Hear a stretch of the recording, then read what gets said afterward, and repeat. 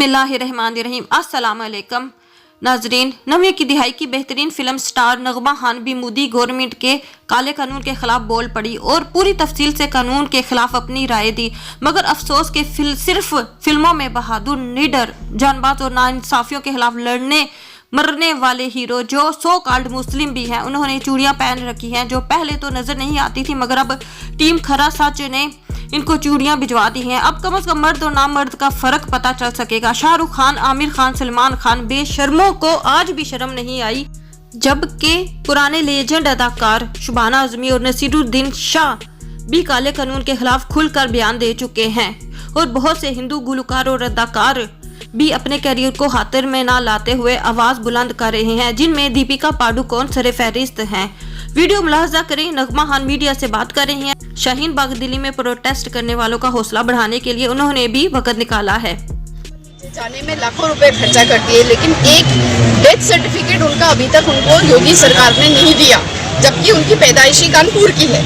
तो मुझे आप ये बताइए कि ऐसे हालात में जब एक डेथ सर्टिफिकेट तक मिलने के लिए इतनी जद्दोजहद 3 महीने तक करनी पड़ती है, तो आप ये समझिए कि एक नागरिकता एक इंसान अपने कैसे साबित करेगा। और जो असम में प्रक्रिया हुई है उसमें 19 लाख लोग रह गए हैं। उस 19 लाख में ज्यादातर तो हमारे भाई बहन हिंदू है, तो मुसलमान तो 1 लाख होंगे, लेकिन बाकी तो 18 लाख हिंदू है।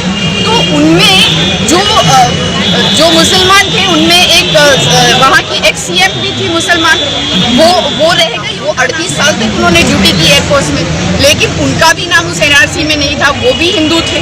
तो ऐसे कई सारे हिंदू भाइयों का नाम नहीं रह सका। जब पढ़े लिखे लोगों का नाम उसमें नहीं आया, तो आप सोच सकते हैं कि एक गरीब अपनी नागरिकता, अमेरिका हमारा पासपोर्ट को मानता है देखकर कि हम एक हिंदुस्तानी नागरिक है, तो क्यों नहीं ये देश हमारा खुद का देश मानता है ये देखकर। टाइम्स नाउ के एक इंटरव्यू में होम मिनिस्टर ने कहा कि हम किसी भी डॉक्यूमेंट को आधार नहीं मानेंगे, ना पैन कार्ड को, ना आधार कार्ड को, ना पासपोर्ट को, ना आपके बर्थ सर्टिफिकेट को। तो फिर आप कौन से और पेपर रह जाते हैं? हम कौन से पेपर से अपनी नागरिकता साबित करेंगे? और इनका ही आज बीजेपी अलग अलग आवाज़ों में बात करता है। ये कभी बोलते हैं प्राइम मिनिस्टर के होम मिनिस्टर ने ऐसा नहीं कहा, लेकिन होम मिनिस्टर ने पार्लियामेंट में ऐसा कहा कि वो NRC के बाद CAA के बाद NRC लेके आएंगे और क्रोनोलॉजिकली ऐसा होगा। तो ये सब पूरे देश ने सुना, तो अब ये कंफ्यूजन क्यों क्रिएट कर रहे हैं? और आज ही इनके बंगाल के भाजपा के अध्यक्ष ने कहा कि NRC बंगाल में जरूर होगा और वो भी इलेक्शन के पहले होने जा रहा है। नवो मैडम एक प्रश्न ये भी था, लोग ये कह रहे हैं कि जो CAA जो आया हुआ है, ये CAA का विरोध ओनली मुस्लिम कर रहे हैं और इसका इम्पैक्ट ओनली मुस्लिम पर होगा, अदर रिलीजन के लोगों पर नहीं होगा। इसके बारे में आपका क्या है? मैंने कहा ये बिल्कुल झूठ है। ये जाति के आधार पे लोगों को बांटने की टेक्निक है।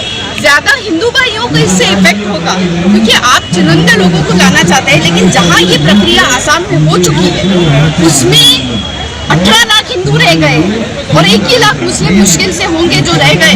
तो ज्यादा तो हिंदू भाई होगा, लेकिन ये बातें असली बातें ये कह नहीं रहे। ये पाकिस्तान, बांग्लादेश, अफगानिस्तान की बात कर रहे हैं, लेकिन ये बात नहीं कर रहे नेपाल की, म्यांमार की, श्रीलंका की। श्रीलंका में जब तमिल प्रताड़ित होते हैं वो हिंदुस्तान भाग के आते हैं।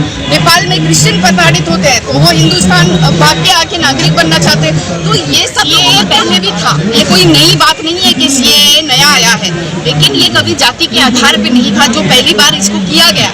क्यों किया गया? ये एक आज़ाद हिंदुस्तान है, आज़ाद देश है। 70 साल से ऐसा कभी नहीं इस देश में हुआ था कि जाति के प्रमाण पे किसी को नागरिक साबित किया जाएगा। ये नहीं साबित किया गया। तो ये बहुत ही गलत अवधारणा पैदा की जा रही है। ये हिंदू राष्ट्र बनाने की कवायद है और सबसे ज़्यादा इसमें हिंदू प्रताड़ित होने वाले हैं। ये लोगों को बरगला रहे हैं। हिंदू भाई भी 36 रुपया दिन का कमाते हैं और वो भी गरीब हैं और वो भी साबित नहीं कर पाएंगे। उनके साबित करने का क्या आधार है? जब अमित शाह जी को और मोदी को भी अपने कागजात दिखाने पड़ेंगे तब क्या होगा? तो ये जो है कि अपने माता पिता के कागजात है क्या? और ये 31 दिसंबर 2014 की जो तारीख इन्होंने दी है कि इसके पहले जो लोग रहेंगे, ये क्या तारीख दी है, क्यों दी है? कोई भी मतलब की बात ये लोग नहीं करते और ये लोग अलग अलग ढंग में अलग अलग आवाज़ों से बात करते हैं। कभी प्रधानमंत्री बोलता है एनआरसी पे हमारी चर्चा ही नहीं हुई, और गृह मंत्री बोलते हैं कि हमने क्रिमिनोलॉजी के लिए हम करेंगे, पहले सीएए करेंगे।